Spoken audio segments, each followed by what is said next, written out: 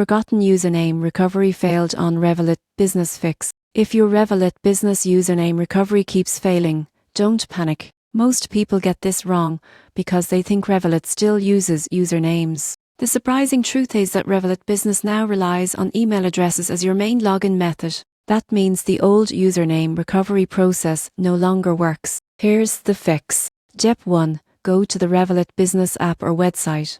Enter the email address linked to your account instead of a username. If you're not sure which email you used, search your inbox for emails from Revolut Business like account confirmations or transaction alerts. Step 2. If you've forgotten your password, click Forgot Password and follow the reset link sent to your email. Check your spam or junk folder if the email doesn't appear. Step 3. If your account was created using Google, Apple or another social login, make sure to use the same method. Many failed recovery attempts happen because users try a different login option. Step 4. If you still can't access your account, contact Revolut Business Support. Provide your company name, registered email, and mention that your forgotten username recovery failed. Their support team can verify your identity and manually restore access. Most people assume their account is deleted or locked, but the real reason recovery fails is that Revolut Business removed usernames entirely. Your email is now the key to logging in securely,